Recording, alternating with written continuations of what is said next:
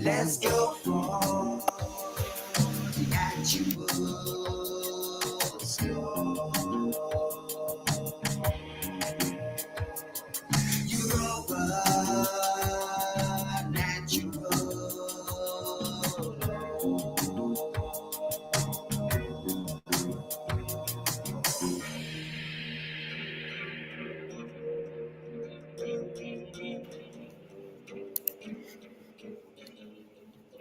May the 4th be with you. Greetings, humanity, and welcome to Europa Natural Law, a roundtable transmission dedicated to healing the madness, badness, and sadness plaguing our beautiful, bountiful world. Through regaining our sanity, reclaiming our inborn sovereignty, and honoring our inherent responsibility, we can improve reality. I'm Nemo Jones, reporting for Beauty from Devonshire, Albion, where I cook, write, speak, and sing for freedom, reason, and beauty. I'm at nemojones.com, and joining me, we have... I'll go. Yvonne from Norfolk.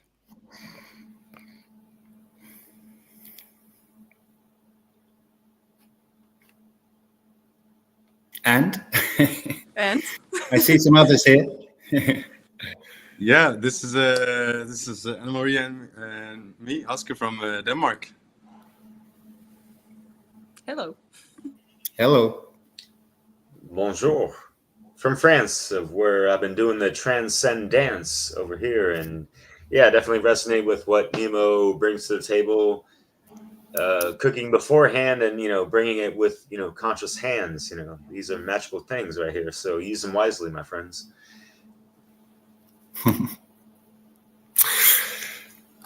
Cool. So we are moving on in our journey through the Hermetica, the Hermetic principles. I think I can call it the Hermetica. That's the correct term, isn't it? Yeah. Yeah. So next up this week we have Correspondence, which has a lot of different kind of synonyms, ways of thinking about it. There's as within, so without, is kind of one of my favorites. There's as above, so below, or as below, so above. And then there's Mark Passio's definition, if I remember it, is something like it's a statement: the universe is self-similar across scales, or reality is self-similar across scales. Something like that. I'm not sure if I'm paraphrasing probably. Those are three of my kind of favorite ways into this. So there's a kind of there's ways in which it's obviously kind of, we can see it, and then it's like, well, what really, like, is the cup of tea really like the universe, or whatever, it's kind of to how it, in what ways is it true, and in what ways is it not so obviously true. That's a kind of interesting way into the subject, perhaps. But obviously, yeah, just to sort of put one thing out there, the essence, or one of the most useful sort of things about this principle as a living being is that it gives you a sort of logical reason to it. It can direct your brain towards, or your being towards, morality, I would suggest, in kind of perhaps surprising ways. Because when we look, if we say, okay, yeah, as within, so without, well, then you look without and you're seeing stuff that you don't like, then obviously there's something going on there.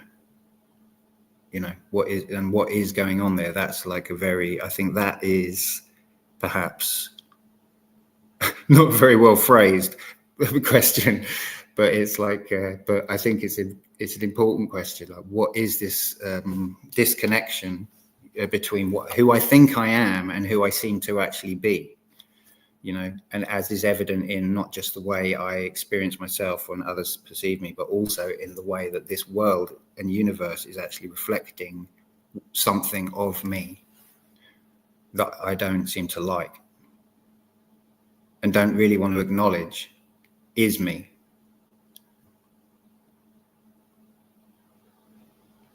Yeah, that's pretty heavy, Nemo. Pretty heavy. But that is what it comes back to, isn't it? It is what it comes back to. We were discussing it.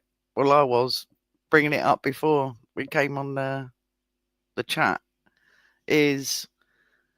Hi, Jen.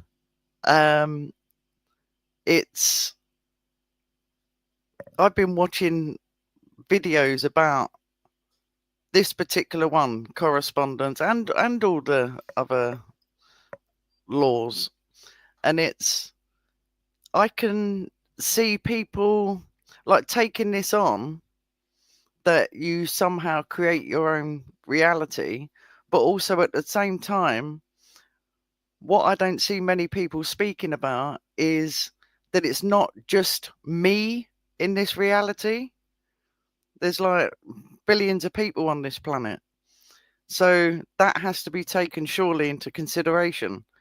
The only thing each individual can actually do when you're corresponding with things outside of yourself is take the responsibility in how you are going to interact with that, because you can't take responsibility for everything that's going on in the external reality, because you have to go into so many different things. There's so many different aspects out there that I like it when I can see your faces. Can I question that? Otherwise I feel as I'm talking to myself. That's great. Can I question what you just said? Yeah. I think, if just returning, I mean, I know you could argue that this isn't the explicit meaning of the word responsible, but I like the meaning, able to respond. Yeah. And in that sense, we can be, well, we actually inherently are response able. Yeah. For, we're able to respond to everything. Absolutely. Yeah. And it's how you respond, isn't it? It's how you respond, and that's where the mentalism comes in. But I've had a few experiences this week where I do have to consider other things that are hiya, Chris coming in. Yeah, that there are more things that are going on in this realm that are not seen. Hiya, Chris. And they have to be considered. There are sort of multiple realms that need to be taken into account, that I struggle with sometimes, because I just think, is that really me, or is it something else? And I know it always comes back to what you're saying, Nemo, about is how you respond to that. That's probably fundamentally the most important thing, is how you respond to each given situation. But yeah, I'm not convinced that everything that's going on is. I'm not responsible for it. I just want to get that point across. I'm not responsible for everything that's manifesting in reality. But what I am responsible for is how I actually respond to that. Yeah. And if you don't mind me backing off of that, because not all people in this collective, conundrums of, consciousness, unconsciousness, and, the subconsciousness, people projecting whatever shadow stuff and whatever entities that they have attached to them and all that stuff, and what's being operated through them and what hasn't been integrated. So not all people in your daily interactions are going to be a reflection of, your inner you and I verse, right?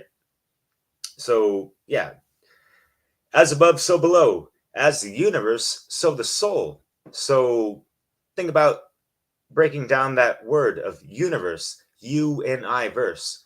How are you and I versing in these conversations? And another way to phrase, the word correspondence is, we are, even like, on the footy, the channel, we have your commentators like, oh, and, we have someone on the sidelines, corresponding to us, talking to the players and this and that. So, oh, what are you going to say? And that's like, well, that's correspondence. We are corresponding right now in this roundtable, which is so lovely. And I really appreciate everyone's presence, week in, week out for the past year now. So much love to y'all. And, Oscar, I'm sorry, man, but I'm going to do the honors as you usually do, which I always appreciate, brother, in going to the good old etymology aspects of the word correspondence, right? And we could take it back as early as, the 15th century, apparently, according to a team online. That's the website that I'm reading this from. And correspondence is also relative to congruence, resemblance, harmony, agreement. From medieval Latin, correspondentia. From correspondentem, it's nominative. Think of it as correspondence with a D-E-N-S at the end, which is present. The present participle of corresponder, correspond, harmonize, reciprocate. That's an interesting word right there. Reciprocity, reciprocate. But reciprocity kind of goes into the law of Gebel in the equal energy exchange, which is actual natural law principle in it of itself. But to stick with what they're talking about, corresponder from a simulated form of com, C-O-M, meaning together, kind of like common sense, yeah. And C-O-M, C-O-N is really similar, kind of like that prefix in regards to consciousness, consciere, together, science. Sciere is science or knowledge, right? And together with knowledge, so common sense in a sense, right? So it does make sense, right? Penny for your thoughts, maybe 2 or 3, one of me, maybe. So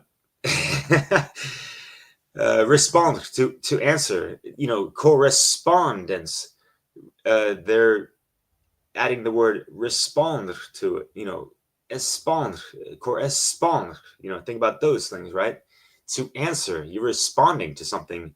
And it was great that you guys mentioned, responsibility, right? Bravo. That's fucking awesome. That ties in so much. So great. And even the website says, see, respond. So sense of communication by letters is first attested in the 1640s, apparently, that of the letters which passed between correspondents. Interesting, right? So to bring it back to as within, so without, right? As within, your inner dialogue. I've spoken about this in many segments already, even with Chris Nelson. What's up, by the way? Mr. EvolveConsciousness.org, getting that great work, Launchpad, fucking skyrocketing. That's great. Your inner dialogue, right? How is your self-talk? How is that going for you? I can be hard on myself, to be honest. And sometimes it gets projected out to other people, and I have to kind of like make amendments for that and kind of like, hey, man, like, I'm not trying to give you a hard time. I'm not even trying to give myself a hard time, but I hold myself to high standards. And it's taken a while to, especially with that Leo fire energy, to temper that and just build a better rapport with myself, within myself, so I can have a better rapport with other people in correspondence with them, right? Like we are having today, all the way. And so I'll let anyone else say what they got to say, right?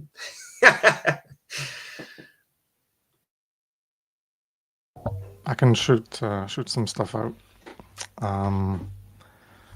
So I came in a bit late. I just finished eating, and so I heard Yvonne say about you're not responsible for what's happening in the world. So yeah, we're not responsible individually as a person alone for what is happening, but we are co-responsible because we are co-creating. And related to the great work, that's one of the things that people don't want, is to take on that responsibility of co-creating the world we have. So no individual is individually creating the world, like New Age beliefs of whatever you believe gets created or whatever nonsense. And it's not that whatever everyone believes gets created. No, it's whatever everyone acts out. So you can act out based on your beliefs. You can have behavior based on your beliefs. And that's how we're co-creating, because we're all creating the world and we're all allowing what other people create.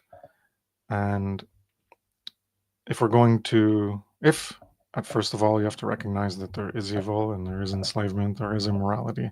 So if you want to get rid of that, well, the first step is you stop doing that first level of immorality yourself. And then if you do that, well, you could still be supporting it in others. So you have to stop supporting it in others. That's the second level of immorality.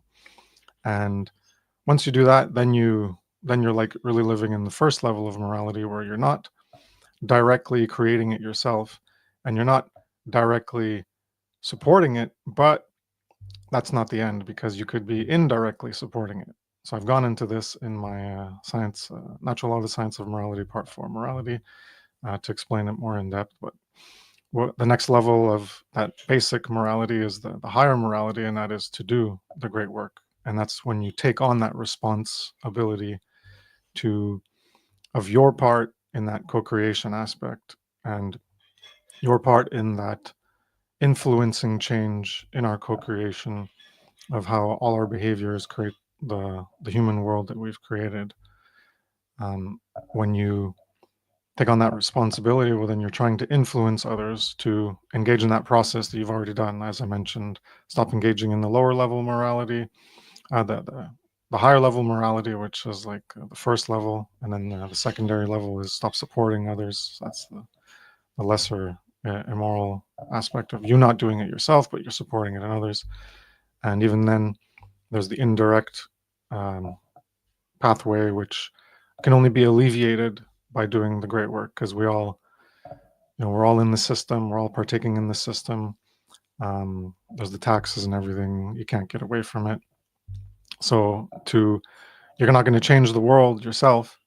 So to get to a new way of living, well, you have to do your part, which is trying to influence that change to happen, because you can't make it happen on your own. So that's what I wanted to say about being responsible, that we're not individually responsible, we're co-responsible in that sense. And if you want to take on that responsibility rather than deny it, then you have to do the hard work of getting involved and apply some time and energy and effort and attention and learning and teaching and dedication and persistence in doing it. So it's not just a one shot, it's got to be persisted, and you have to have dedication towards it and determination, because it has to be ongoing. And another thing, I have this article from 2014 here. It relates to this. So it's analogy, balance, and in between. And I'll just read the last two paragraphs, because it relates. People can gain some insight into it, and can read the rest of it. It's like an etymological breakdown that I used to do in my earlier work when I was writing articles and stuff.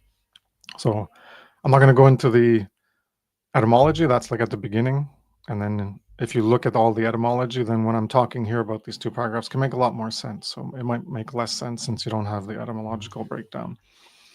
But in conclusion of the etymological breakdown is with analogy, correspondence, correlation, discernment, diagnosis, assessment, judgment, analysis, etc., we can come to know reality in greater degrees of accuracy. We can form dualistic conceptual frameworks to understand certain aspects of reality that fit into those models of comparison. So dualistic conceptual framework is a term I use to, when we try to conceive of the universe, we frame things in another principle of polarity. So on one side, you could have hot, cold, light, dark, good, evil, etc. So when we're correlating things, we're correlating the hot with the cold, the light with the dark, the good with the evil, the moral and the immoral, etc. We're corresponding it, and that's our discernment. We're making diagnoses of what's in reality. Well, is this rock hot? Is it cold? Is there light here? Is there dark? Is this behavior immoral? Immoral. And that's what we're assessing and we're judging and we're doing this analysis. And that's how we come to understand one thing in relation to another.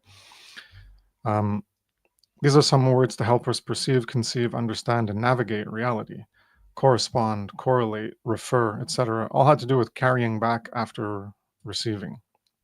A reciprocal motion, such as cause and effect, which is, I referred to it as the prime ratio in my work back then, the prime ratio of proportion. So 1 to 1, you have a cause, and then you have an effect. And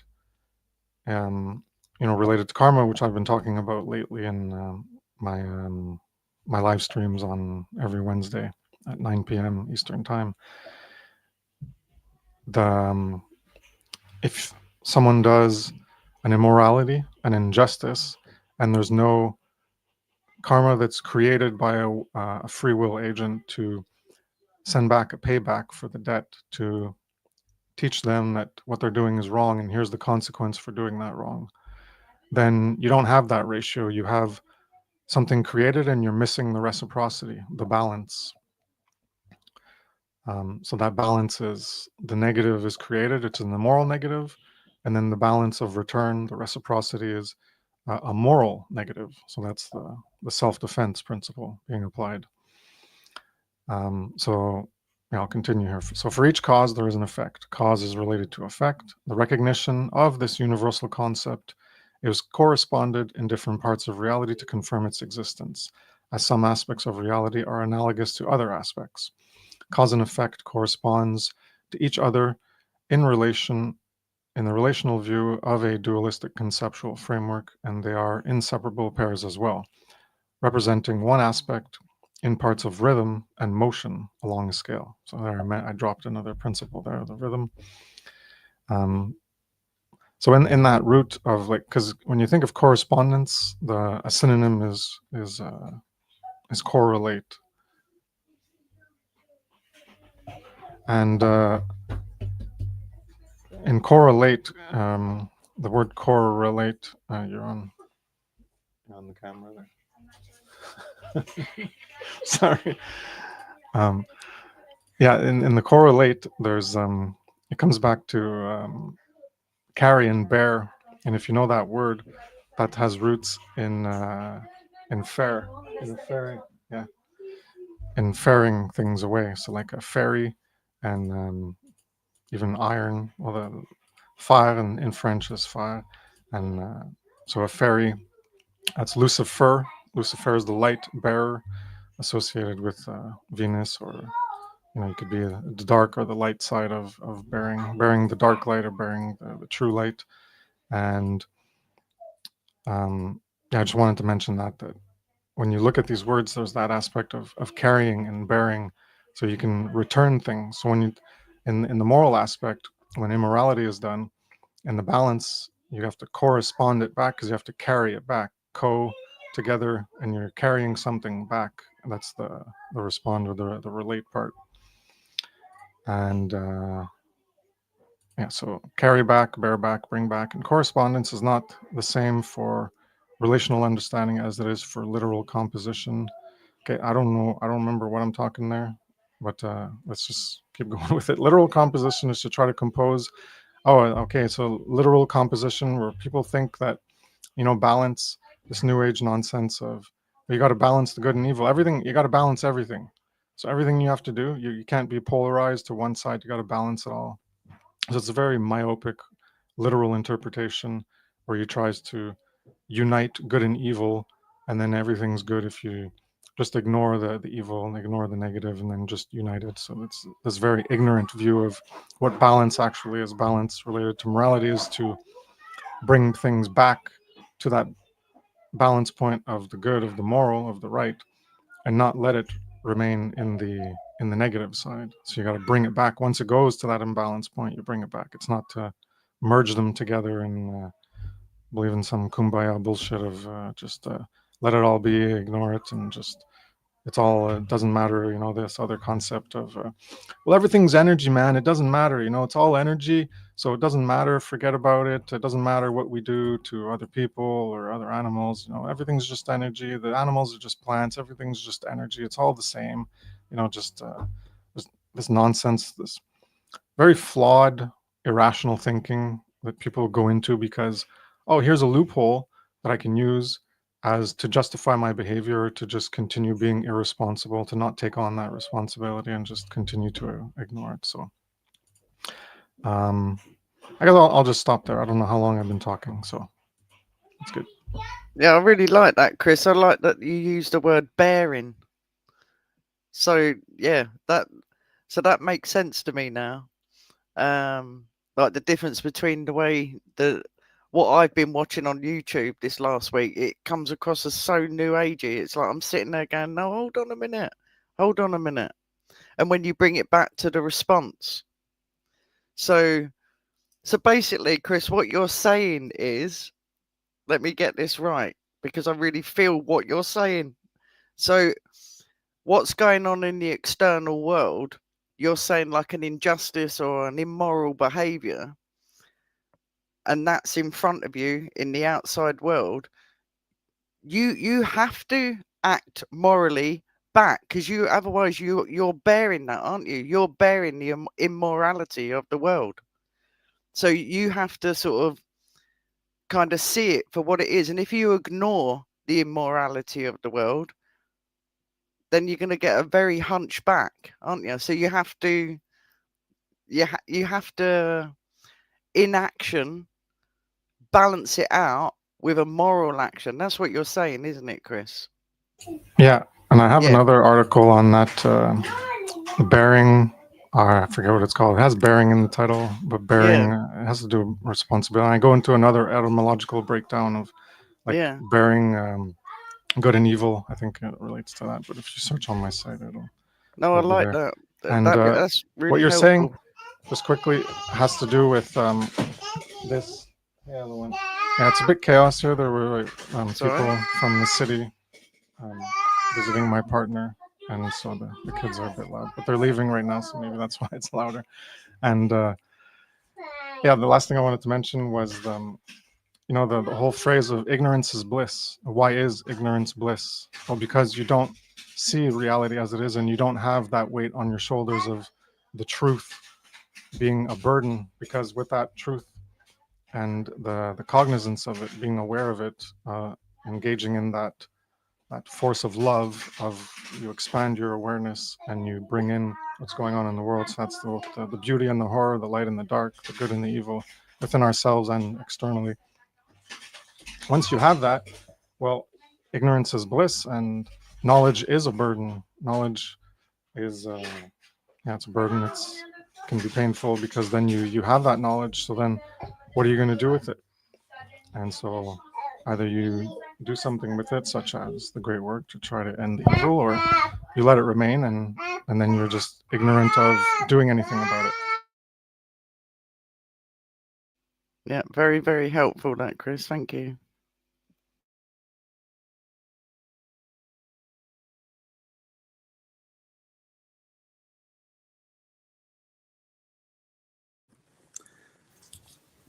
Yeah,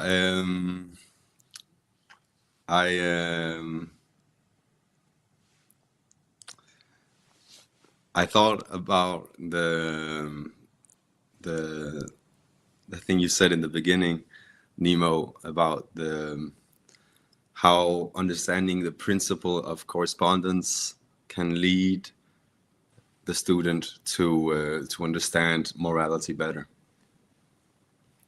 and was reminded of in this also maybe New Age community, or in these you'll hear about this thing, the law of one.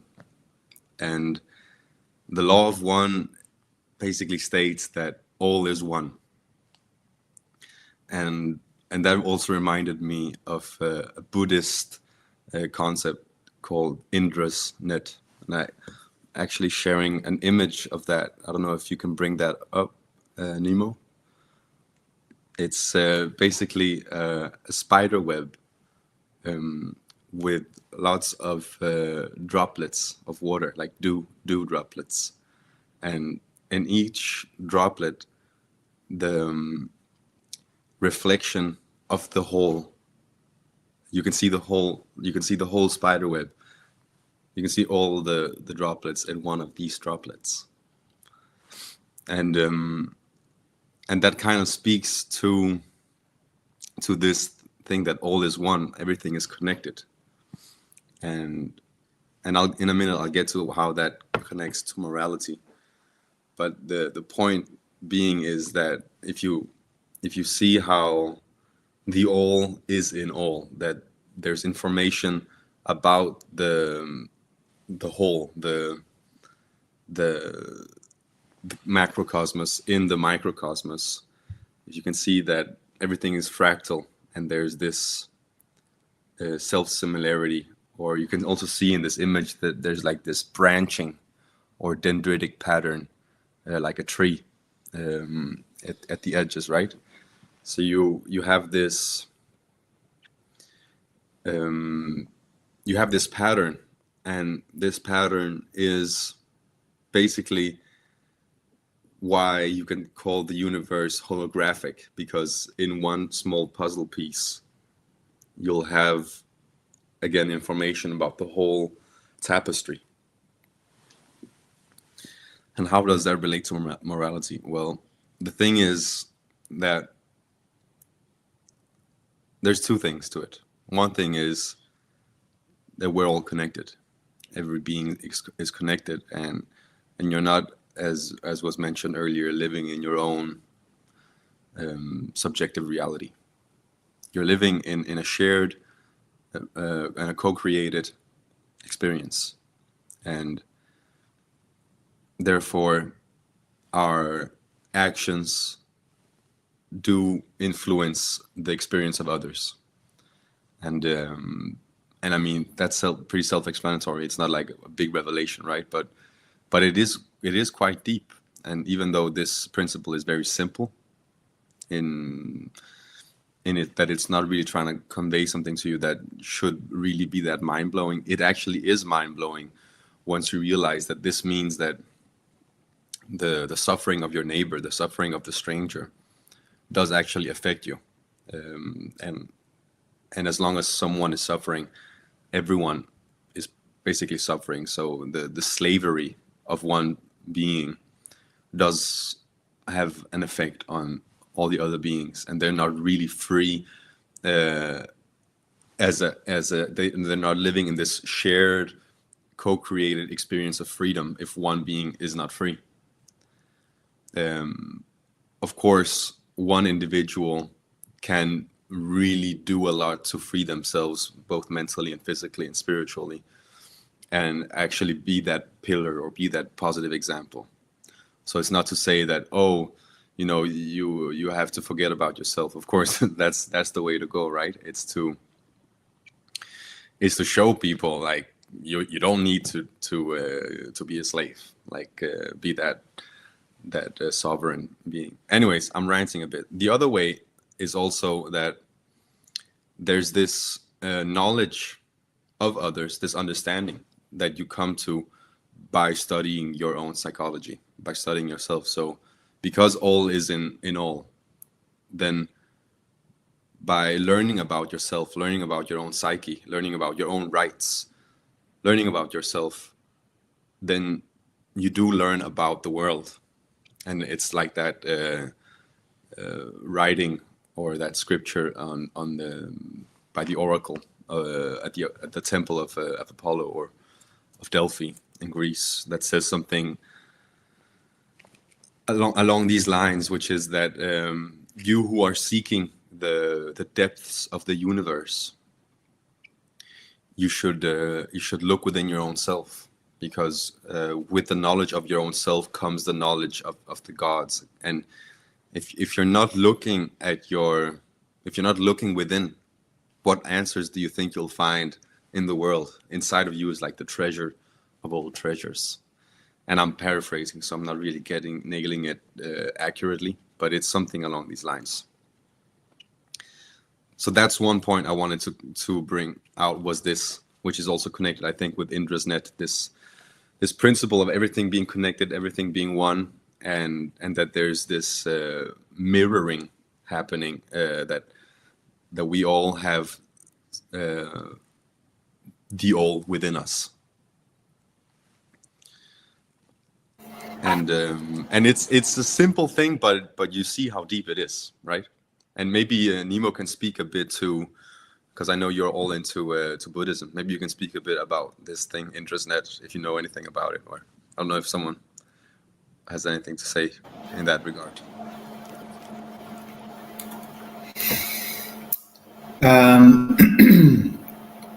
I had a thought, and then when you said maybe Nemo has something, my thought went ping straight out of my head. I'm sure it'll come back to me in a second. But yeah, if someone wants to jump in, I'll get back in when it recurs.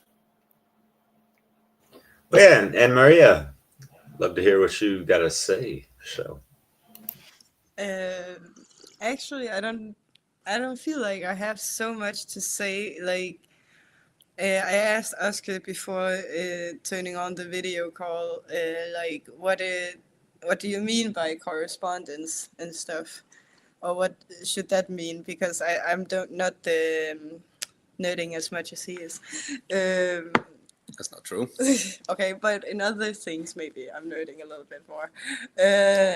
But I think I would just more agree on this thing that I understand. Like, for me, at least, I feel like the more I try to know myself, the more I try to understand myself, or I look back and I don't know, getting older, or like seeing like me as a child, or seeing me as a teenager, and all these phases I went through in my head, or in different obsessions, or phases I had.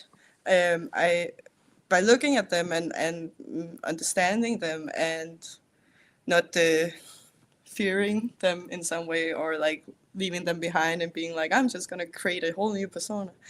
I feel like when I look at people around me, I just understand a lot more people, or I see more, like if having conversations, I see more, not necessarily through them, but in the way that, because I in that way studied myself, understood all these different sides of myself, I think things become much more clear. Like, what is people's intentions? Why do people do like they do? That there are some reasons possibly behind it that they might find hard to see, just because I only see it because I got clear with myself why I did as I did once. But I don't know if I understand like the correspondence on a brighter scale. I'm trying to understand through this it can video. definitely become more complicated, and that's something I also experienced. We do this reading of the KYBALION every week now, in hand with that we're covering the principles, or the Hermetic principles, on the Sunday roundtable discussions, and reading these chapters that were about correspondence was just really spacey. I think like it became really like I feel like it could have been narrowed down so much easier. That's why also, even though it's a bit asshole-ish of me to do, I'm sharing some screenshots of a book by Indica Martin, which is a children's book, And in this book, she's really explaining the whole concept very simply. Yeah, I think you're sharing the screen now. It's the other image, the one, I don't know if, yeah, exactly. Nature's law of correspondence, as above, so below. And you see a good metaphor for it is the tree, right? The roots and the branches, how they correspond to each other. And it's again this pattern, this fractal pattern. And I mean, why I'm bringing this up, she's also written something on the other slide, and it's like a really simple, what can you say, a really simple description. She says everything in nature is a mirror or a reflection of what is going on inside of us. And yeah, you want to say something? I thought about this, now maybe something clicked in my head, but I thought about this also with, for example, relationships, or like if finding someone that you like, that not, maybe there's something that correspond in a fellow wound you have, or like a fellow something in your psyche that you don't know, that you're actually unconscious about. So in a way also I realized, or thought about before this talk also, it's fun to see which friends I get, like how sometimes we like are a mirror for each other, because in a way we see something in each other, maybe unconsciously, but that we actually resonate on in a way. So this, that somehow being attracted in a way to different people show again one thing about yourself, and yeah, also for the other person again. Yeah, that was just a side note.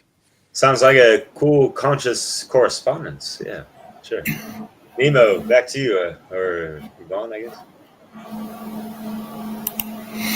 Yeah, I'll go. Yeah, in Nichiren in Buddhism, as I have experienced it, which is my kind of, the niche of Buddhism that I have spent most time kind of around. There's a kind of I suppose the way this is, the conception that I got of this concept from that is that it's kind of simple it's on a personal level, like in your daily, the experience of your life. You have these kind of external things and you have internal things, and in some mysterious way they are reflective of each other, basically. And the more that you can align with, what's known as Buddhahood, obviously we have right action, the more that we align basically morally, I mean, it's basically comes down to that. The more moral we actually are, then the internal becomes orderly, and then the external also becomes orderly, which is nice. If only. But yeah, so we can see, that's a simple way. It's like, are you orderly? I mean, maybe you are. Maybe you're a very orderly person. I don't feel like, I feel that's a way that I can clearly see there is an amount of disorder internally in the way that I am, and then I see that reflected externally as well. That's a simple way that I can just see a direct correlation between the inner and the outer. Not in like, I can't see it in like the specific examples of like a person, who's that? What part of me does that person represent? But that's anyway, that's a kind of, but there is something interesting there to focus on a detail and say, wow, this exists in my universe, like in the world of that I am of. It is of me. I am of it. We are related, as Oscar was saying earlier. And I love that spider web image. I've not seen that before, and I think that's the thing that people can understand on a real sort of physical level. you know, that there's a sort of it's sort of undeniable that, you know, we impact from distance through movement, and we're always moving. So it's not like it's not measurable, but the size of it doesn't matter. It's like, yeah, you are actually shaking. You know, if you shake the computer, you're shaking the universe. You know, the whole universe is shaking, which is crazy. And so and you know, then the more you think about that, the more you think, oh, it's all resonances. Everything's a resonance of some kind, and yeah, you're onto that. But one of the things that occurred to me earlier, this is the thing that I did get back to in my mind, was this moral, you know, thought experiment, which is just so simple. But I mean, I think it's always worth coming back to. If there's just two people, what's moral? And then you can expand that, you know, well, and we can go beyond moral, you know, what's desirable, how cool, how amazing can we be to each other, you know, between two people, how respectful and, you know, in uplifting and yeah, you know, compassionate and etc., caring, and all of those good qualities can you be between two people. And then, well, what about 8 billion? You know, it's the kind of that's a way of that this concept directly kind of relates to that conversation around I guess anarchism, you know. And Exactly. yeah, it's this fractal pattern that what holds true for the microcosmic, for the individual, also holds true at a societal level. So what is true of an individual's rights is also true for another individual's rights. So by knowing your own, what actions do you have the moral right to take, then you also know what another individual's actions, moral actions are, and you can scale that up, because no one is some magical breed or royal breed and has the right to be exempt from that, right? So it's again this fractal pattern of that what the principle is the same, but it is also important to know that it doesn't mean that everything is just the same. That's the beauty of it, right? It's a similarity, but not a sameness. So you can see the same principle at work at different levels. This level, you see it at work at a higher level, you see it at work at a smaller level, you see it at work, but you won't see it at work completely the same way. You know, it's gonna be a bit different at every, like, because of the context, but the principle is still the same. And that, for me, the reason I wanted to jump in real quick when you were talking about this is to say there's no self-contradiction. There's no that's also what this principle is about. It's about the harmony of natural law, that there's, even though there's an infinite amount of contexts in which the principles or the laws are at work, there's no self-contradiction there. It's not there's like it's all continuous and in unison. There's this continuity and this harmony, and the principles themselves are corresponding with themselves, right? Yeah, totally. And Yvonne, I want to get you on in a second, but just to, you know, complement what you're alluding to, Oscar, all the hermeticum, or the hermetically sealed principles, whatever people want to freaking call them, universal principles, whatever, they, you know, complement each other and correspond to each other, and they are not, you know, really, independent from each other, because there are things that intertwine within them. So yeah, please, Yvonne, it's your turn. So I don't want to. Well, it's like a dance, isn't it, Derek? Can I see Yeah. Nemo? Can you put people's faces? Like, that's it. Yeah, that's better. I hate talking to myself. It's horrible. Yeah, it is like a dance. It is like a dance. Everything's like correlating. I don't know. I'm gonna sort of take it up a level a little bit. Regards like the different levels. We've got our physical, mental, and then there's spirit as well. And these things have to be taken into consideration. I'm going to share a little experience with you and be open with you what I've been through in the last couple of days. And I was coming home from work and I was having quite a good day at work, and then out of nowhere, just this heavy I can't explain to you, apart from what KRIS has introduced me. You've actually blown my mind, KRIS. You've actually really helped me. Talking about the, really have, talking about the bearing. It just really has made me realise how much of the, what I see on the outside, how I've sort of put that on my shoulders all my life. And I've not known what to do with it. I sort of feel, I don't know, pretty helpless, really. But I understand where KRIS is coming from now. And I think for the first time in my life, I think I understand what the great work is.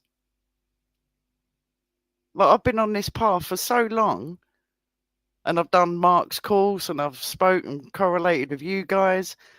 But there's something in me that's actually, I still haven't done. I've been doing the great work internally, but I haven't known, even though like you listen to people, right, get on board, do this, do that.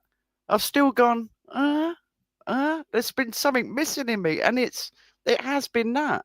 I haven't actually stepped on the playing field to contribute to educating people. I know I'm on this show doing this, but I think I could do more. I think I could actually do a lot more than I've actually been doing. But anyway, yeah, back to the spirit.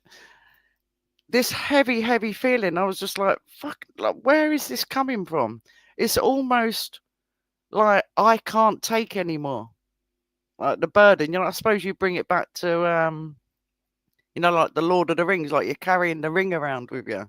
And the burden is just so... Ugh. And then out of nowhere, I just kind of got elevated up a little bit.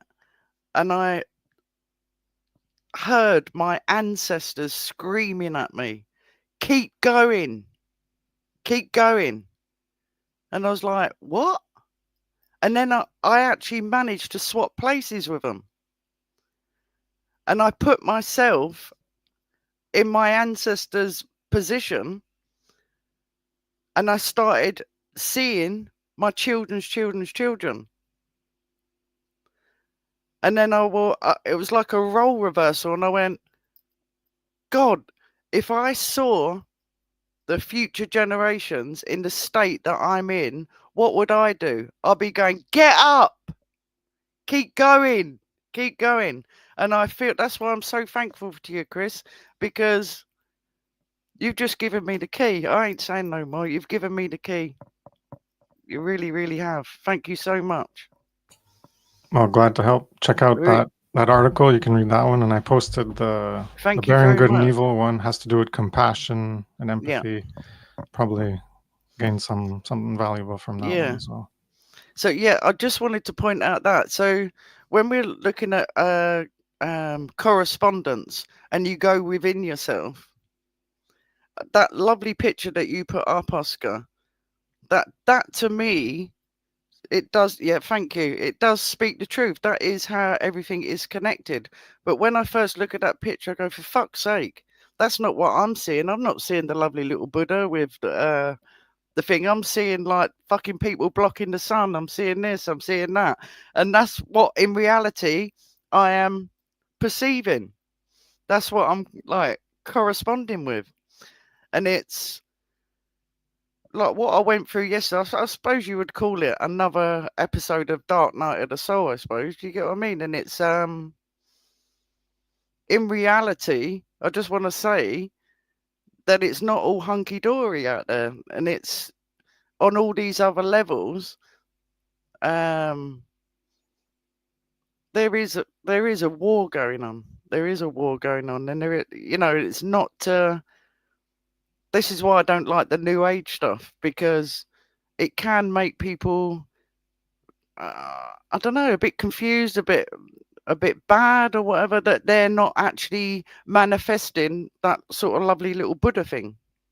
Because in reality, there is so much going on externally that we do have to alchemize. That is what our role is, and that's a lovely image that we can all aspire to, that one day, if all the collective consciousness actually reaches that point, but we're far from it. And that's what I would like to say. We're far from it. And there's a lot of work to do. So, but it's attainable in any moment, like this, like aligning with morality, aligning with, what's known as Buddha nature, whatever. I don't have the language for it I mean, this is interesting actually for me, is to develop a language for the concepts that I have words for in the Buddhist realm, but I don't really have them.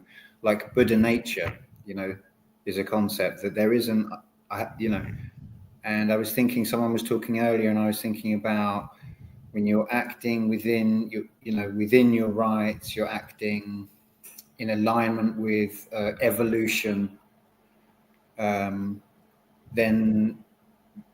I think it would be great to find more words for that. Like grace is one that kind of came to mind earlier. There's something there about, like, well, what is this? Like, we have right action. I feel like there's maybe words I'm lacking, or words to be discovered, or something. I don't know. It's just an interesting thing for me that there's, we don't, I guess, we don't really have much of a language for being in the flow, of the universe, being in alignment, being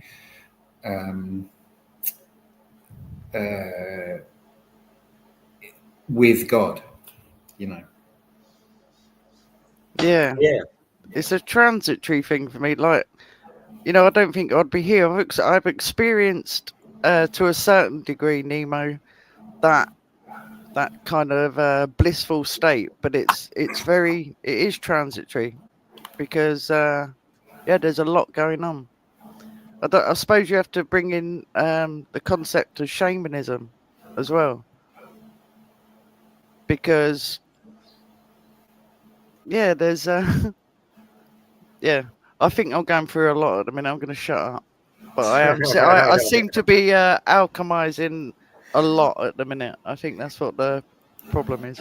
Yeah, it's all good. I wanted to bring it back to what Nemo was saying. It's like, sometimes we just have to throw out the word ineffable, because whatever language that any person throughout any nation, with their articulation throughout any situation, sometimes we don't have the words. We lack words for certain things, and that's okay. What matters is being present in the moment and feeling the value of that moment, and actively being mindful of that, I guess, and using it for the betterment of yourself and others, I guess, I suppose. So how is your oh shit, press the button on my computer, your art of communication, persuasion, and the articulation, take it to the trivium, your rhetoric, and coming up with better shit to be better equipped to. And it takes me back to when I was out living in France in 2008. Things were quite great and whatever, even though my level of French was far from great. and whatever. And I wasn't trying to make France or America great at that time or any time in my life. I ain't even thought that. Just God damn it, gotta throw in some silly fucking whatever. But Yeah, I think you want maybe to bring that thing up with the when we're kind of triggered, right? The cipher? Yeah, about when what we see in others that bothers us. I just thought more about that thought. you want to interrupt me right now? Okay. Oh, sorry. It was just this that, like, I remember, like, once, maybe I just bring up an anecdote, but I remember once I was really angry at a friend, and I actually ended up writing a whole poem about this anger I had towards this friend. I think a month went by, and I was reading that poem, and it hit myself. And I realized in a way that I kind of, the reason why I got maybe so angry at her, it was like maybe it was something in myself I couldn't deal with, and then I was trying to fix it in her. But in reality, I should have looked within and then like started confronting this in myself.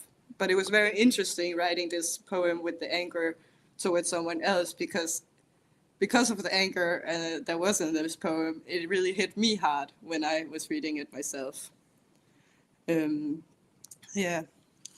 And I think that's something you meet also though a lot in the where it's like people don't want to be accountable for what you confront within them because you should look within yourself, like you can't really it's all everything you see in others is something inside of you. And I think it's that speaks a bit to we can't really separate ourselves from what bothers us and what we're angry about, but there is such a thing as personal accountability and individual responsibility.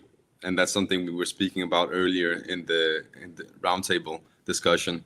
So what about taking accountability for cutting me off? I was telling the story and you guys just, cut me off. So, you didn't even mention that. Thank you. No, continue. Go for it. Yeah. You're doing great. Yeah. Well, there's this thing that there's 8 billion people who don't really think that they are personally responsible for what goes on in the outer world, that they're just more like an observer or like an experiencer of it. And what we were saying, that we're not responsible for what goes on in the world. Well, every individual is responsible for their own actions, and we shouldn't be like martyrs or like Jesus Christ kind of thing where we like carry the sins of everyone, right? But we can't really separate ourselves from the ideas or the mental causes of what's happening in the world. Like we're not really separated from that. So when you really want to find out what you're angry at, you can always bring it somehow home, as you were saying, Anna Maria, that there's this I'm angry about this person because they were thinking this way and acting this way, but really what I'm angry about is this way of thinking or this thing that I'm not really separated from. And I apologize, Derek, that you weren't finished with what you're saying, and I didn't respect you to finish that. Please go on. It's all good. And I totally, lost my train of thought, and that's fine. It ain't the first time, but that's okay, man. Just respect the order of the roundtable. For fuck's sake, feel free to insert your opinion, but make it, a sentence or two short, and then you let the person continue, type of thing. You know what I mean? Like, anyways. So, in conclusion, because we're, at an hour at this point, in regards to the law of correspondence, as above, so below, people throw that shit the fuck out like a goddamn fucking buzzword. I'm so fucking sick of that shit. Even the flat earthers are saying this shit. Oh, terra firma and the reflection of the sky, the sea, and shut the fuck up, you stupid motherfuckers, dude. You don't even understand the law of correspondence of as within, so without, as the universe, so the soul. You don't even understand the fucking planetary alignments within your goddamn templating. So shut the fuck up about all the exterior shit going on and do the inner fucking work that goes way the fuck beyond shadow work. All right? that is so inclusive in it, but holy fucking shit. Tone it down a little bit. We are all fractals of this Mandelbrot construct of universe. Yet, we have to understand that there have been so many fucking manipulations at a cosmic level. Think about archons. Think about how they're feeding off of us and how we are feeding off of other lower life forms, because that's how the law of correspondence trickles the fuck down. We're cut off from fucking source in this realm. Understand that on a deeper level than you currently understand it. And understand that veganism is integral to that.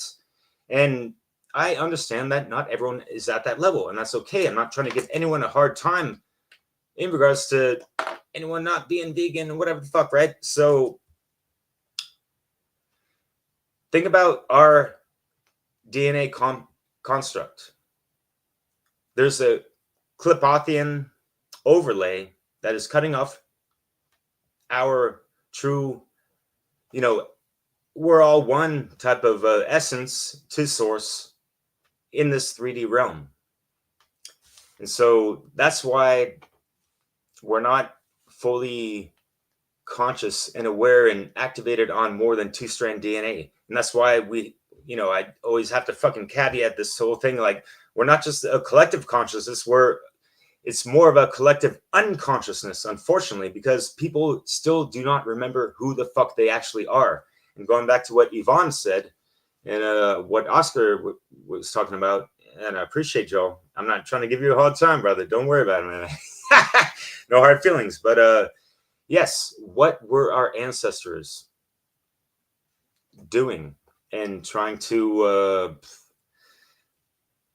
it's just in our blood. And how can we respect them and, evolve through the aspects that we have within our blood from them to whatever degrees of, great, great, great, great, great grandfather, mother, and all this stuff to our current mother, father dynamics and stuff. And there's so much generational trauma that has residuals throughout that, right? So think about that.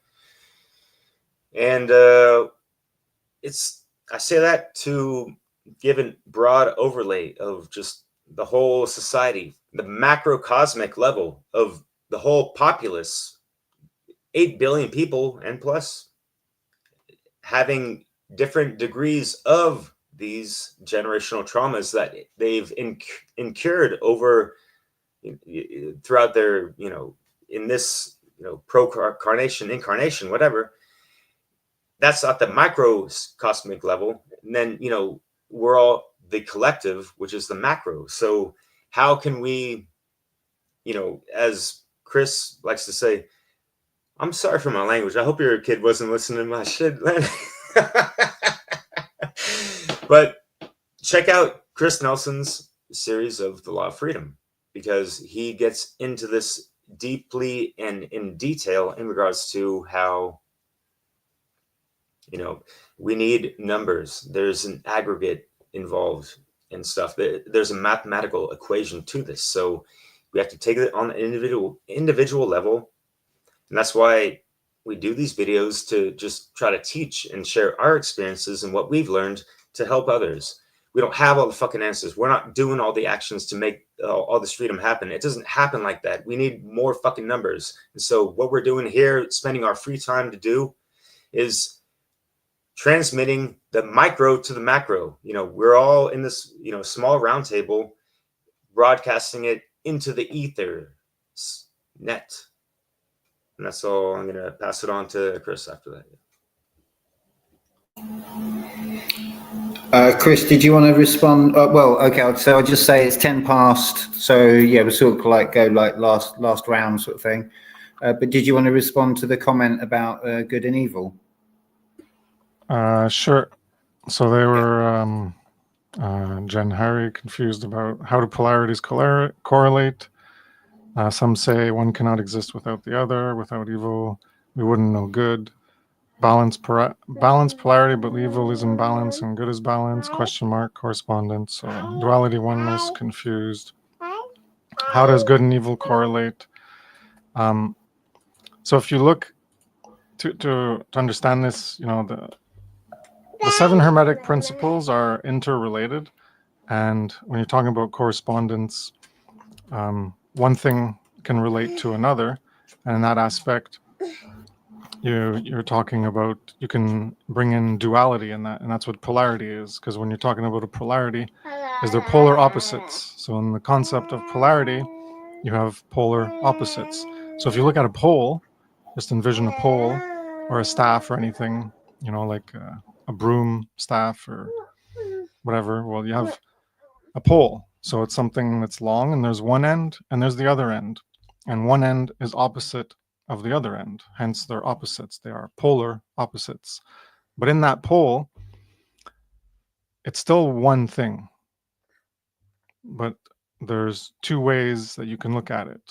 So when we talk about the polarity of light and dark, or cold and hot, you can look at it as one thing and in the absence of the other thing. So you could look at, well, there's cold, and in the absence of cold is hot. Or you could look at it from the other end, and you could say, well, there's hot, and the absence of hot is cold.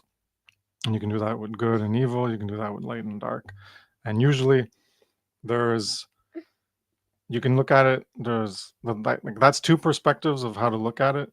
And there's really, you can break it down to, there's only really one perspective of something that is created, and the thing, when that thing that's created is absent, you have its opposite. So light is the thing that's created, and without light, you have its opposite, which is dark, the absence of light. And you have heat that is created. If heat wasn't created, then you would have no heat, and it would just be cold. And with behavior, like, you could do that, but I think it's more nuanced.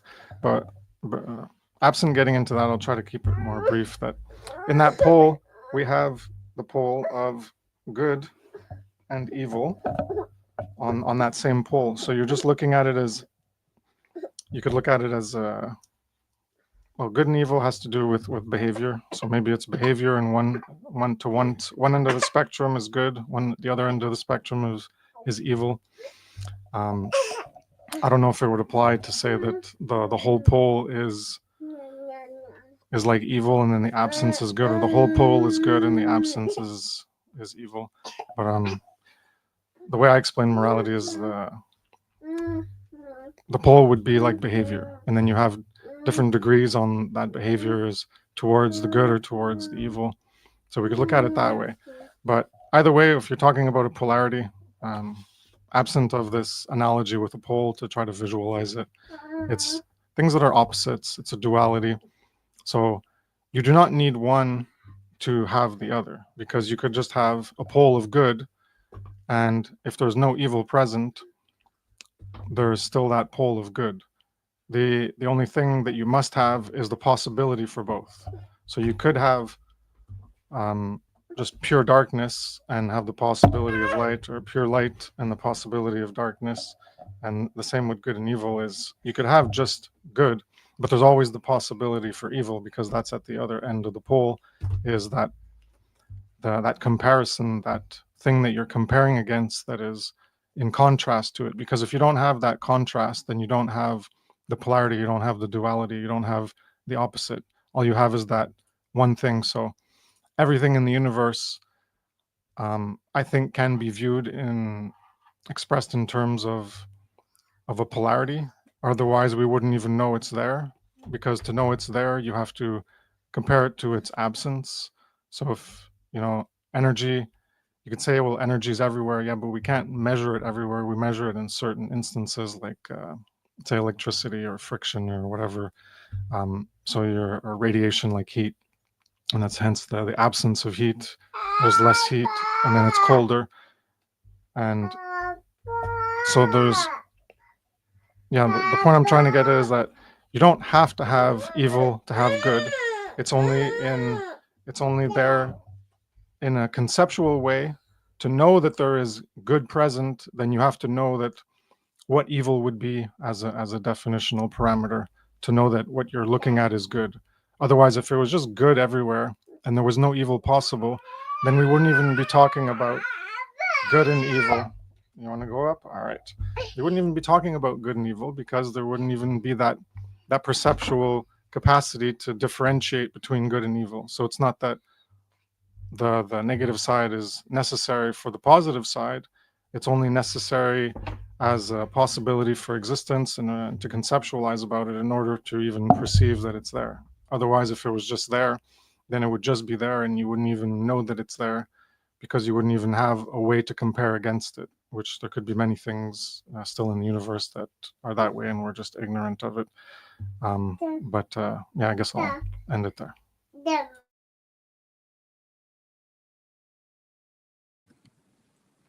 Can I pop in? Raise your voice a bit. It's just totally okay. It's just I just wanted to ask something for all you guys, because I joined this video chat without understanding completely what the correspondence thing is about, and I'm trying to chip in a little bit about what I think from like the definition of the word, but I must admit I don't feel like I understand it still from hearing what you've said, and therefore I kind of thought like there's 15 minutes maybe left, or if we take it that long, this video to talk. So I really would like to understand it, and I don't know if it's just really hard to say or explain. I just feel more confused now. If you like a simple kind of like physical example is like an atom and a solar system are similar in structure.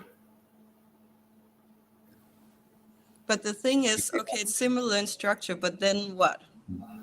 What does it say? It's just an observation.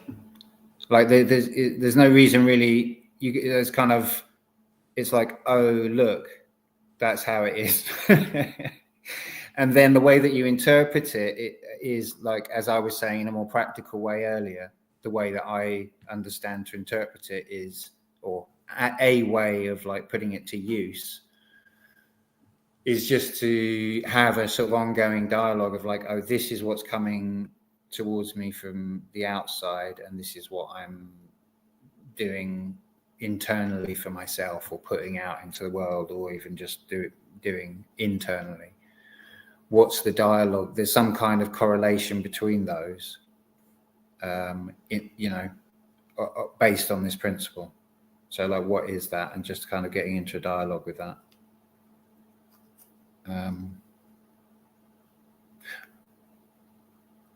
Does that help at all? You could also say about, I'm just thinking. Yeah, I just think I'm trying to sort of get it down to a basic level to try and explain it to you. These Hermetic principles, and this one in particular, correspondence, but all of them, I think they're a very good way, just a logical way of understanding what is actually going on within us and externally. It's just putting it into words almost. I'm sure you're very aware, Maria, how, because you brought it up this evening, how you interact with other people and what makes you angry, what makes you sad, and all those kind of things. So you are becoming consciously aware of how you're interacting with the external world. And all correspondences is putting it into words, basically, what you're actually experiencing within you. Anyway, I don't know if that helps. So that's the only way I can. So, like with you acknowledging within yourself that you do have a reaction to someone else's action or vice versa, how that, if you take that into the outside world, like the outside external world, like the world around you, like the plants, the animals, other human beings, the stars, the galaxy, that all has an effect on your being. So when something comes into you externally and you get a certain reaction, you then have a choice with your mind, with your emotions, and with your actions to respond to that. And that, in effect, has an effect with everything else outside of you. And that's how we all interact with plants, animals. That's all within us. That, I don't know if that helps. It's like, as I said, it's like a dance. So your thoughts, feelings, and actions kind of have an effect. It might not be an immediate effect, but it is going out to, like that picture what Oscar presented, and vice versa. So it's just, I suppose, intellectualizing what you're becoming aware of anyway. Don't know if that helps. I think it do helps. I'm just trying to connect that to what Nemo said with the atom and the earth, because I feel like that's very like it didn't seem like the same explanation you both gave on the same word. I suppose like an atom within you, the way it behaves, I suppose like if you went and read about an atom, or take it to one of your cells in your body. What does that say? Yeah. I can't read that. Amoeba, a single cell amoeba. Think about Yeah. the trillions of cells that are in your body, and how, you know, I really personified this great in, you know, one of my hermetically sealed, you know, visuals over hermetically sealed principles, rather. And yeah, Manly B. Hall, Mark Passio, Seth Esposa, Mark Devlin were sound sampled in this, and I did some really cool zoom shots. And it's what numbers of 10. Mark Passio mentioned this in one of his presentations, or especially his podcast. But check out a video, and it's just, you know, a multiplies of 10 or whatever, where you get, it starts from like a Venezia, Venice, or somewhere in the world, and then you get the Google map zoom out of into the cosmos, into like the meta universe type of thing, and you just see the consistent patterns and fractals of how they all kind of correspond, right, and have certain, you know, aspects and similarities to those things, and you can see that within the blood cells of ourselves. So yeah, as within, so without. And so yeah, think about that also astrologically in regards to one's own templating, not just, you know, your sun sign and all that stuff, but all 9 planets, because they all have aspects that are worth looking into within the placement within your current incarnation. That's all I'm going to say on that.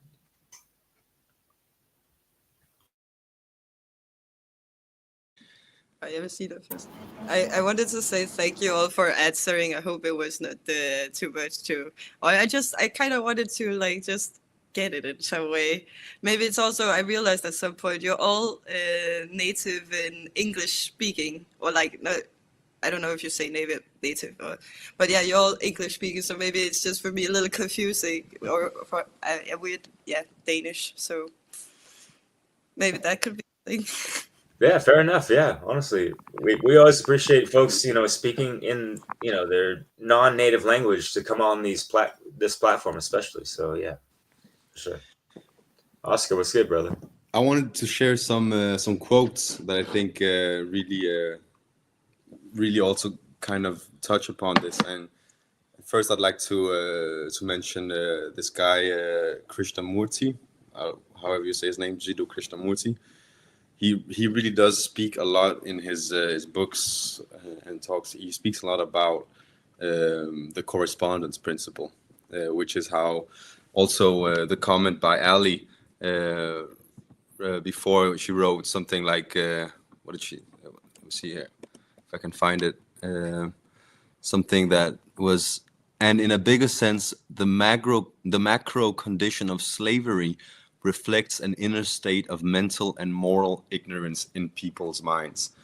which is basically the same thing that is written here in this quote by Krishnamurti, right? He says, the society in which we live is the result of our psychological state.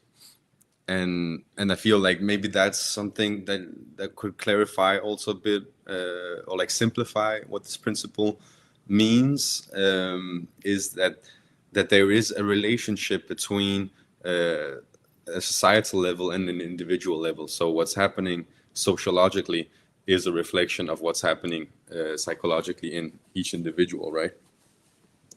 Another quote by Krishnamurti he has is that the individual problem is the world problem. Therefore, let us return to the problem of individual perfection and the establishing of peace in the heart and in the mind of the individual. And another guy that I feel also touches upon this principle is Leo Tolstoy, the Russian anarchist. He wrote that everyone thinks of changing the world, but no one thinks of changing himself. And also that as long as there are slaughterhouses, there will be battlefields. That was Leo Tolstoy. Yeah, I'm super glad you also mentioned that zoom out video. I don't remember the name of it either, Derek, but that's a really cool video where you start at the same level as like two people sitting on a picnic thing, I think, and then like as the more you zoom out, then at some point you start seeing the same patterns repeat themselves, or like it's not complete repetition, right? But there's similarity happening. Yeah, that was actually just it. Oh, and last thing is that we're doing a group reading this Friday of the KYBALION, where we'll read together the chapters that are about the principle of vibration. So come to Europa Natural Law Forum this Friday evening, May 9th at 7:30 Central European Time, and study this text with me and the other ones. That'd be cozy and cool.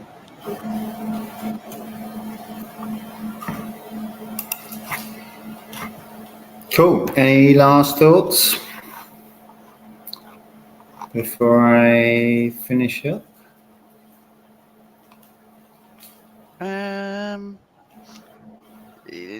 No, I'm gonna leave it. No, I'm not. No, I'm not. I am gonna just mention, like taking responsibility for your own inner and what actions you're putting out to the world. But I just wanted to introduce as well, like the other realms a little bit, like the possibility of like the collective subconscious.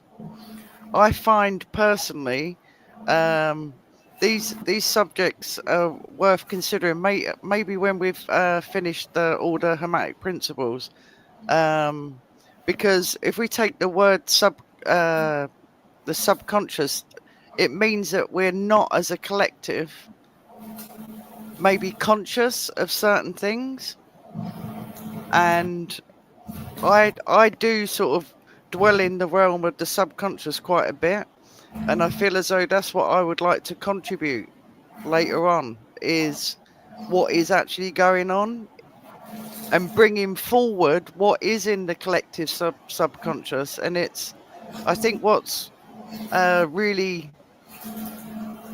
needs to be made aware is that we have lost, which is what I think Derek was trying to allude to, we have lost on a mass scale our connection with spirit. And these things need to be spoken about, I feel, because if we don't accept and look in the mirror, look in the dark black mirror, that what I feel and what I go through a lot is actually quite dark. It's quite dark, whether I like it or not. And I'm not going to feel bad about it anymore, because I know that I am tapping into what is really going on these other levels. So if we want to bring spirit on the earth, then we do have to bring out into the light what's actually really going on. And on other levels, there is some healing that needs to go on in the collective. There really, really is. There is some real heavy healing that needs to go on. And somewhere along the line, I think it's like in the last couple of centuries, we have come on leaps and bounds in the material world, but I think it has been at a cost. We've kind of have lost our connection with what's in here, like our spirit. And yeah, I'd like to bring those conversations up once we get through the Hermetic principles, because that is what I am consciously becoming aware of. That is what I'm corresponding with. It's not all in this physical realm, you know. It's just not. Oof, yeah. And I'll just say real quick that, yeah, you know, one of the common things brought up is regards to, like the reflections of all these things, like, you know, the other people outside of us are another version of us in a sense, yet not per se. So we really have to be the objective observer and really discern what is going on with other people and within yourself, and do the alchemical process of burning down all the falsehoods and seeing, you know, things for what they actually are in whatever, you know, daily situation with, you know, whoever you're interacting with, right?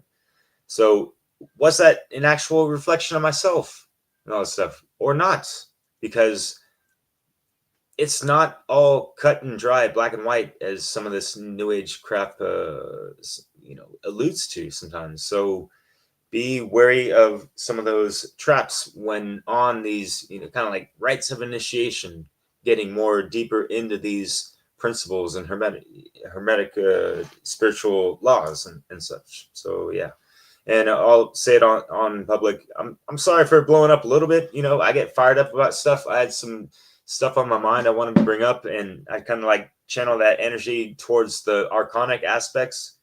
Oscar, I'm not mad at you, brother. You know, I always got love for you and all that stuff. But yeah, thank you everyone for checking this out. Thank you for those that were commenting and all that. Yeah, check out I think your anger is so good, and don't lose that, man. Thanks. I also do have a problem with interrupting, so it's like not only in this roundtable, it's something that I need to learn. Holy shit! You interrupted him again. Fuck. I'm kidding. I actually want to bring also one last thing. It was Oscar who reminded me, or said it was maybe a fun thing, but I don't remember it so well, but there's this thing a lot with the new age, with like law of attraction, and like people thinking of like, oh, you just gotta manifest, like write these things down and it will come to you, or just keep doing the same ritual over again without actually doing any action. And then I really liked someone, how to say, like redefining it and saying it's law of resonance. It should be said like that, because it means you need to change yourself in order to get like those things you actually want. You can't like just make the wishful thinking without changing yourself. But if you, for example, like look within and work on yourself, like suddenly new opportunities will come in that way, because you suddenly resonate also with those new opportunities, because you have evolved, you have changed, instead of saying the same. So yeah, that was just the last point.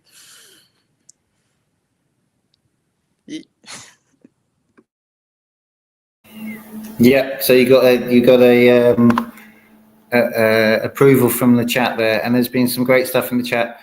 Yeah, I mean, I was going to mention it is this is about the law of attraction, you know, that but the law of attraction is a sort of a cult of itself. It's, you know, it's like it takes a part of a concept and kind of like makes it the whole thing. It sort of puts this particular angle on it, and it doesn't doesn't sort of like go both ways. It's kind of a funny thing. It's like a bit of a little bubble, I would say.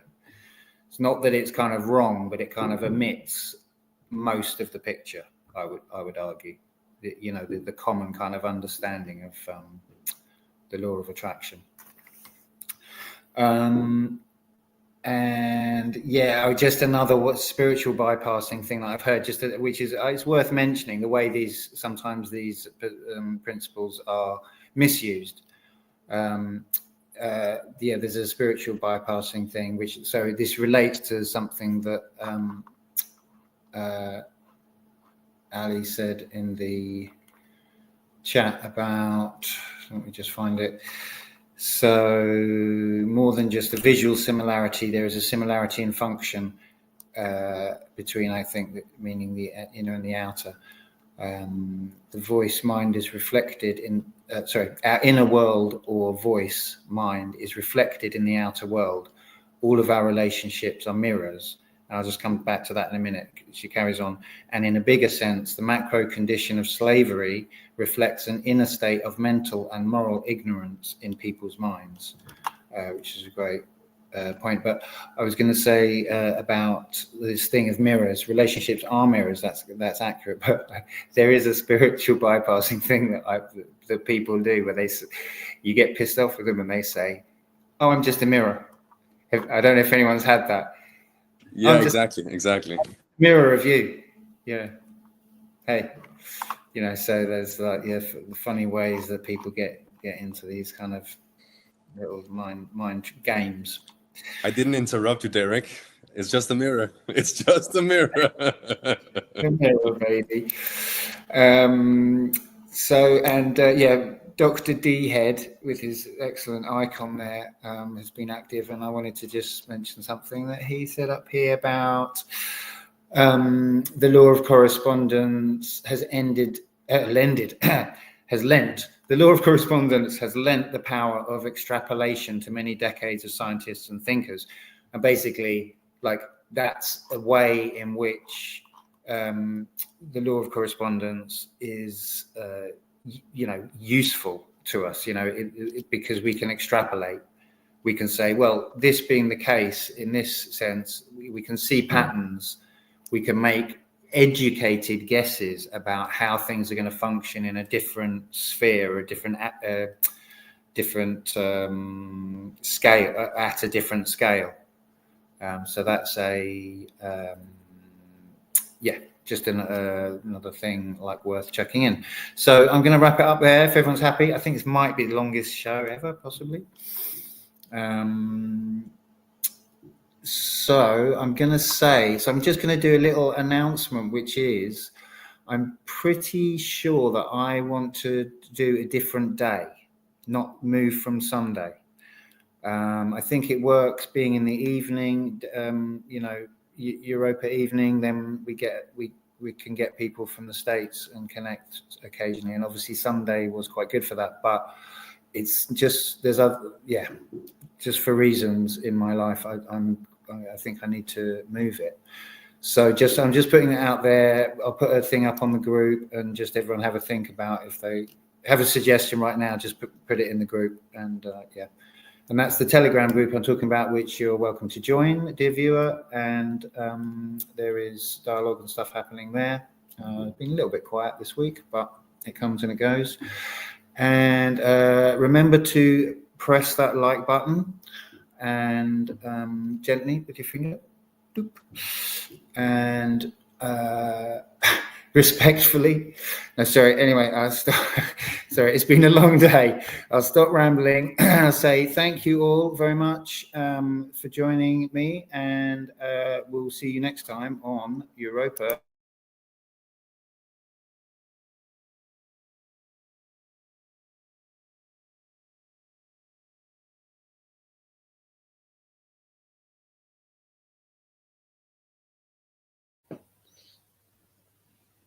I think if this happens again next week, we'll just have to learn to do it a cappella, just like bow. Where's your guitar, man?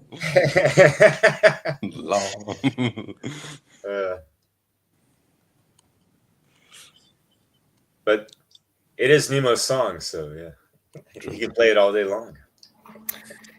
I can't seem to. I'm trying to add this, and it's not working. It's just not. I mean, Oscar, if you can, I'm trying to remove what you've done, and I can't seem to remove that either. So,